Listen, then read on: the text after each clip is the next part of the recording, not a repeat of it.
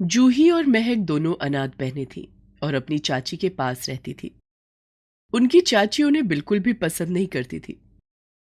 जूही और महक जब बहुत छोटी थी तब उनके माता पिता का एक कार एक्सीडेंट में निधन हो गया था। उनके चाचा मनोहर लाल उन्हें अपने घर ले आते हैं। कितनी बार कहा था कि जा रहे हो तो शोक करके आ जाना, तुम तो इन्हें अपने साथ लेकर आ गए।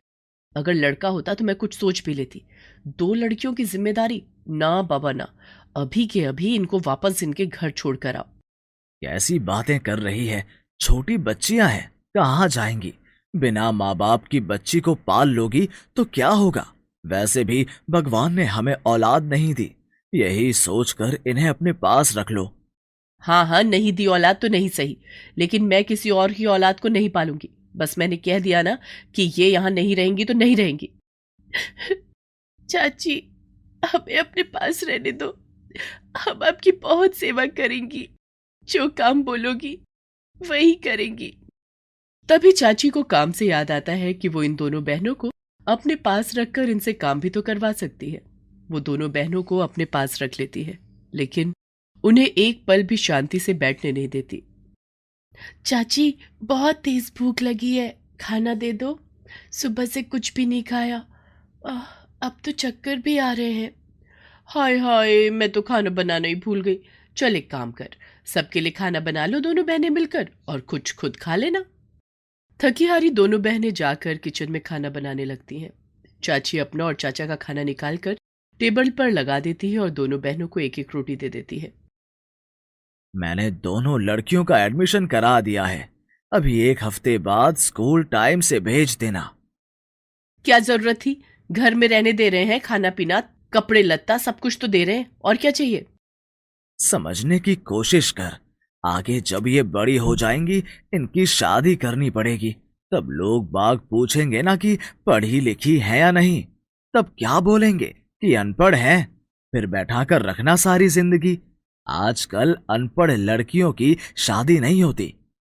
चाची सोचने लगती है कि रिश्ते वाले आए और मना करके चले गए। दोनों बहनें सारी जिंदगी बुढ़ापे तक उसके साथ है। ये सोचते ही वो फट से बोल देती है, हाँ हाँ हाँ, ठीक है, 12वीं तो कराई देंगे। स्कूल जाने से पहले दोनों बहनें उठकर सुबह का सारा काम खत्म करती और फिर अपनी चाची और चाचा के लिए नाश्ता बनाकर अपना टिफिन लेकर स्कूल जाती। चाची के अत्याचारों से तो अच्छा है कि मैं पूरा दिन स्कूल में ही रहूं। घर पर तो हमेशा चाची हिटलर बनकर सर पर खड़ी रहती है। ऐसा नहीं बोलते। क्यों नहीं बोलते? उनके अत्याचार दिन पर दिन बढ़ते जा रहे हैं। दिल तो करता है किसी दिन घर छोड़कर चली जाओ।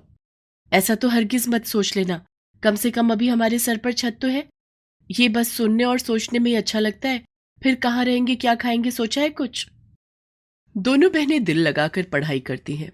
एक साल ऐसे ही बीत जाता है। रक्षाबंधन का त्योहार आने वाला था। उनकी चाची जोर शोर से अपने घर जाने की तैयारी कर रही थी। सुनो लड़कियों, जब मैं अपने घर जाऊं, पीछे से कोई भी चीज इधर से उधर नहीं होनी चाहिए। मैं देख कर जाऊंगी। कोई भी राशन खत्म नहीं होना चाहिए, और दोनों घर की अच्छे से रखवाली करना, वरना तुम्हें पता है ना, कुछ भी गड़बड़ हुई तो मैं तुम दोनों को घर से बाहर निकाल दूंगी। नहीं नहीं चाची, आप आराम से जाओ, यहाँ पर कुछ भी गड़बड़ नहीं होगी। तभी मनोहर लाल घर आता है। उसके हाथ में बहुत सारे राखी के पैकेट होते हैं। अरे अरे, इतने सारे राखी के पैकेट! तुम तो पूरी दुकान ही खरीद लाए। हाँ, मैंने सोचा कि थोक के भाव मिल रहे हैं तो ले लेता हूँ। त्योहार का टाइम है, मैं भी राखी बेच लूंगा। अरे तुम क्यों परेशान हो रहे हो? शाम को स्कूल से आने के बाद ये दोनों बहनें ही मार्केट में राखियां बेच लेंगी। चाची किसी तरह अपने पति को राजी कर लेती है।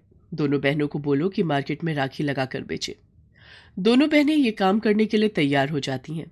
अब दोनों बहनें स्कूल से आकर सारे राखी के पैकेट लेकर जाती और बाजार में एक जगह पर लगाकर राखी बेचने के लिए आवाज लगाने लगती हैं।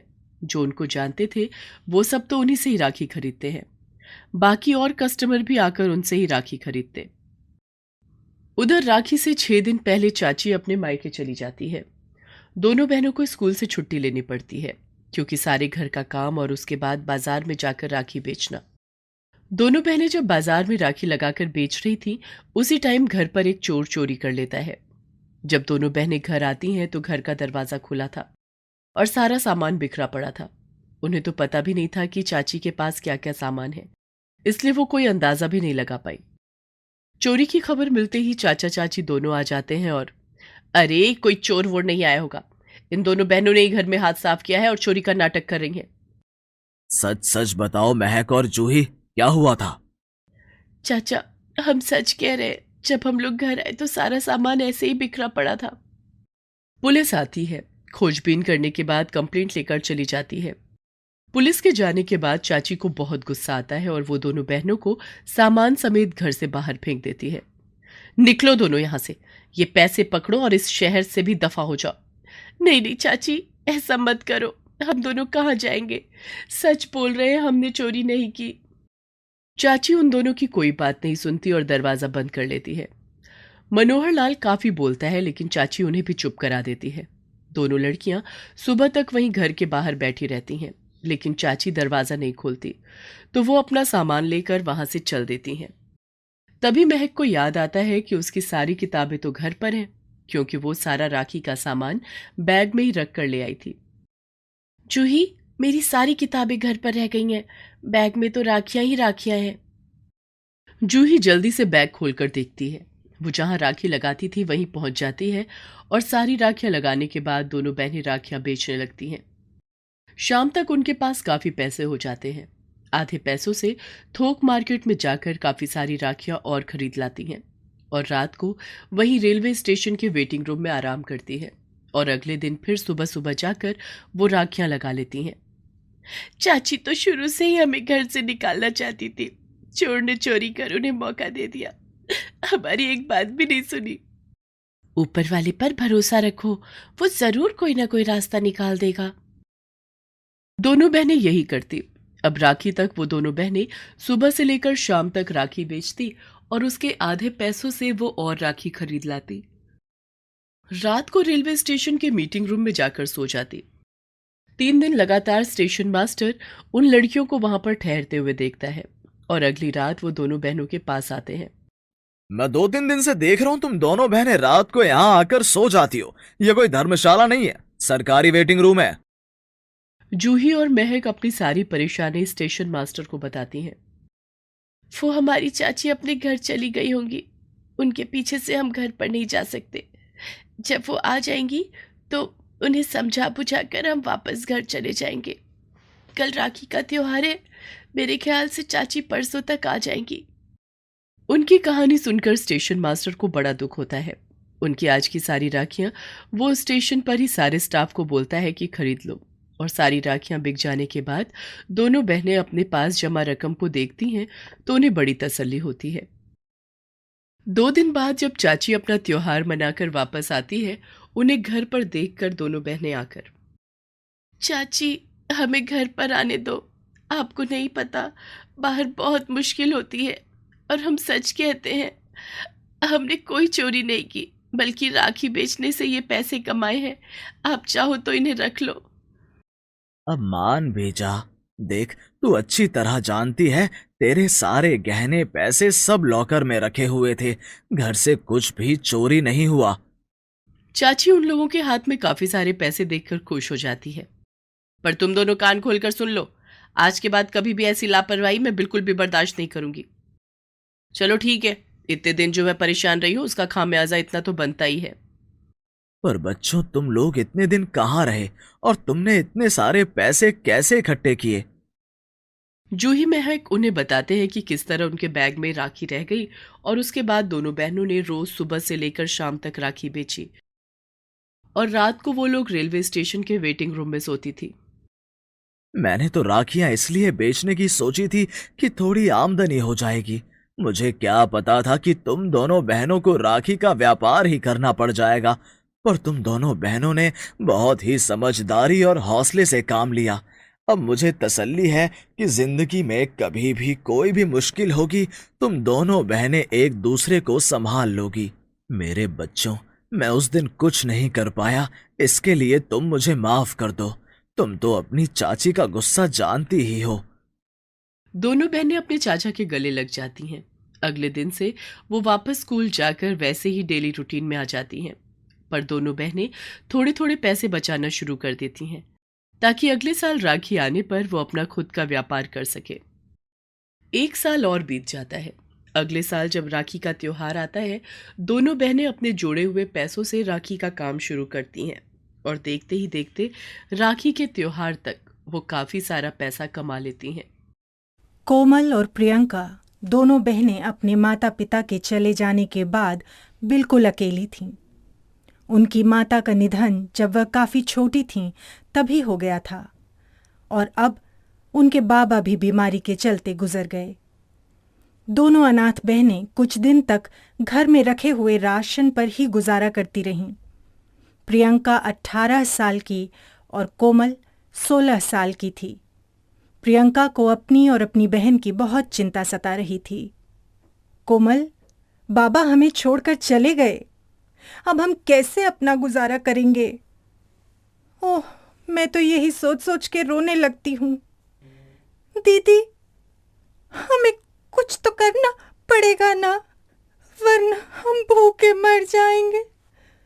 हाँ मेरी बहन, हमें काम तो ढूंढना ही पड़ेगा। मैं कल ही सुरेंद्र चाचा के पास जाकर बोलती हूँ कि हमें वह कहीं काम दिला दें। सुरेंद्र उनके पड़ोस में ही रहता था और प्रियंका के पिताजी का अच्छा दोस्त भी था। प्रियंका के पिताजी के चले जाने के बाद कुछ दिन सुरेंद्र का परिवार ही उन दोनों का ख्याल रखता था। पर सुरेंद्र की पत्नी अच्छे स्वभाव की औरत नहीं थी। वह सुरेंद्र को और मदद करने से मना कर देती हैं। एक दिन प्रियंका कोमल के साथ सुरेंद्र के घर जाती है। चाचा, पिताजी के चले जाने के बाद हमें समझ ही नहीं आ रहा है कि हम काम क्या करें, और काम नहीं करेंगे तो हम लोग खाएंगे क्या? हम तो पिताजी की तरह मजदूरी भी नहीं कर सकते चाचा। मेरा जानकार है, वो गोलगप्पे बनाकर बेचता है। उन्हें गोलगप्पे बनाने के लिए किसी की जरूरत है, पर तुम लोगों को तो गोलगप्पे बनाने भी नहीं आते होंगे ना? मैं देखता हूं, मैं उससे कहूंगा कि पहले वो तुम्हें बनाना सिखा दे। बेटा, 1-2 दिन इंतजार करो, कुछ भी होता है तो मैं तुम दोनों को बताऊंगा। सुरेंद्र फिर अपने जानकार के पास जाता है और प्रियंका और कोमल के लिए बात करता है। अरे सुरेंद्र भैया, मुझे तो किसी ऐसे आदमी की जरूरत थी जो परफेक्ट तरीके से गोलगप्पे बना सके। ऐसा है ना कि पूरा दिन गोलगप्पे बनाने के बाद रात को मार्केट में जाने की हिम्मत नहीं रहती। फिर भी चलो, अगर तुम कह रहे हो कि लड़कियां मेहनती हैं तो एक बार भेज देना। अगर वो जल्दी गोलगप्पे बनाना सीख जाएं तो उनके लिए भी अच्छा होगा। सुरेंद्र वहां से सीधा प्रियंका और कोमल के पास आता है और अगले दिन तैयार रहने को बोलता है। अगले दिन प्रियंका और कोमल अपने चाचा सुरेंद्र के साथ उनके जानकार के पास जाते हैं जिनका नाम मोहन है। देखो सुरेंद्र भैया, मैं इनको काम तो सिखा दूंगा, पर मैं पैसे ज्यादा नहीं दे पाऊंगा। हाँ, एक टाइम का खाना मैं दे दूंगा।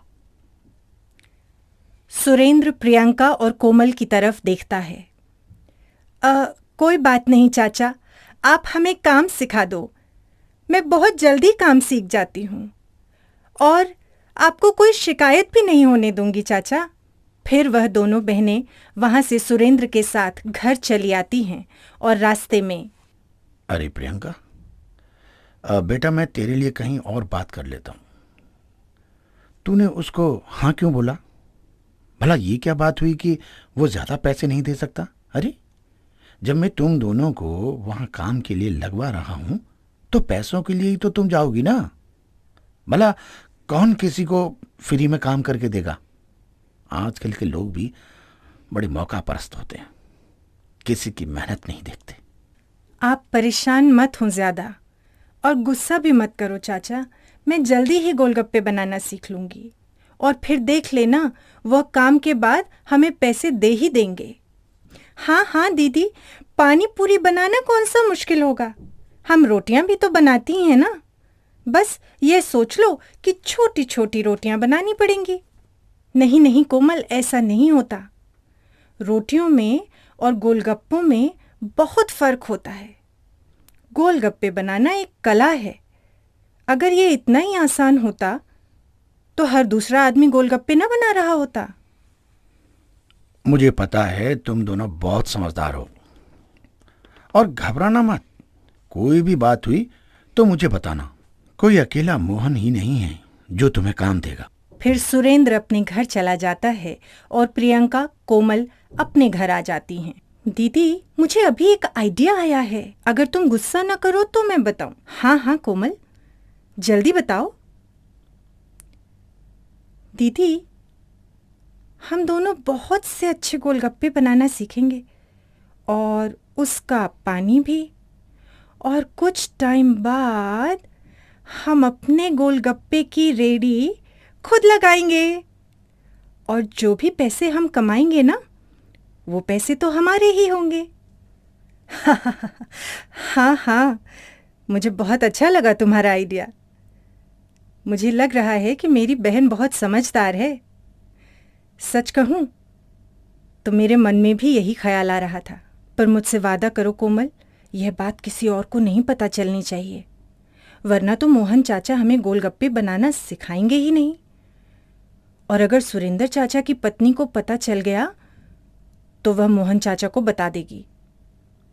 इसलिए मुझसे वादा करो कि यह बात सिर्फ हम दोनों बहनों के ही बीच में रहेगी। अरे हाँ हाँ दीदी, पक्का वादा। अगले दिन दोनों बहनें मोहन के यहाँ पहुँच जाती हैं। मोहन सबसे पहले उन्हें गोलगप्पे का आटा लगाना सिखाता है। ये देखो, इस तरह हम लोग सूजी के गोलगप्पे बनाते हैं। सूजी के गोलगप्पे बनाते वक्त हमेशा ध्यान रखना कि तुमने इसमें तेल की इतनी मात्रा डालनी है कि सूजी अच्छे से भीग जाए। इतना तेल! तभी सूजी के गोलगप्पे महंगे होते हैं, है ना चाचा जी? अब देखो, मुझे ज़्यादा बातें करना पसंद नहीं है। जितना काम सिखा रहा हूँ उतना ही सीखो। प्रियंका आंखों से इशारा कर कोमल को चुप होने के लिए बोलती है। फिर दोनों बहनें सूजी के गोलगप्पे बनाने के लिए आटा लगाना सीखती हैं, और थोड़ी ही देर में मोहन उन्हें सिखाता है कि कैसे लोइयां बनाकर कैसे इनको तलना है। प्रियंका और कोमल जब अपने हाथ से बेलकर गोलगप्पे कढ़ाई में डालती हैं तो वह फूल कर ऊपर आते हैं और दोनों बहुत खुश हो जाती हैं। अरे अरे दीदी, देखो ना, हमारे तो सारे गोलगप्पे फूल रहे हैं। मोहन फिर लाल लाल आंखों से दोनों को घूरता है।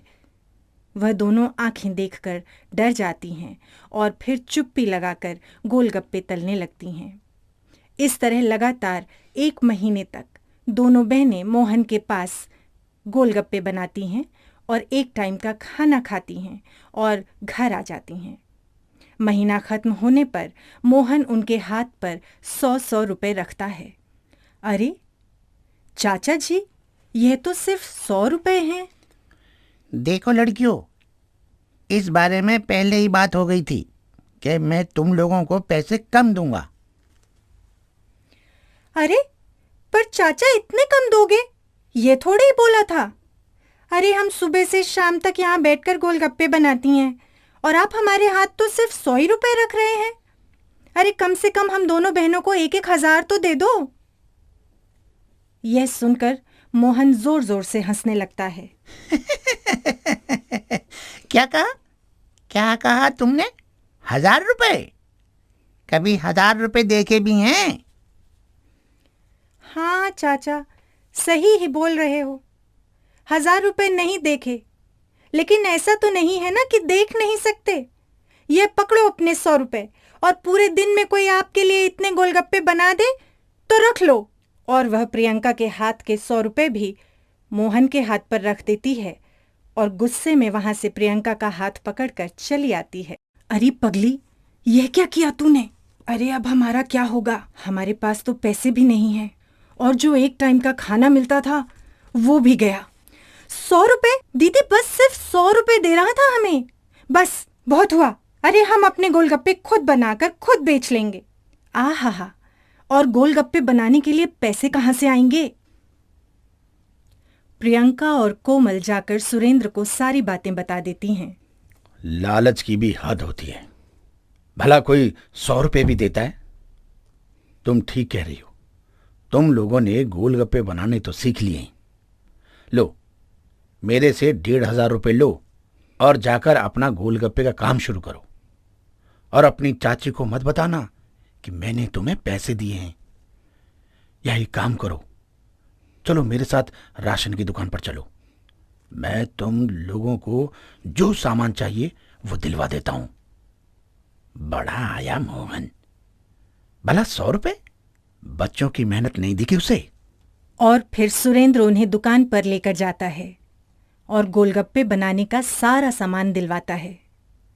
प्रियंका और कोमल घर आकर गोलगप्पे बनाती हैं और फिर प्रियंका एक बड़ा सा घड़ा लेकर उसे मांज धोकर उसके अंदर गोलगप्पे का पानी बनाती है। फिर कोमल भाग कर जाती है और चाचा को बुला लाती है। अरे इतनी जल्दी क्या मचा रखी है? जल्दी बता, क्या हुआ? क्या क्या तुमसे काम नहीं हो पाया?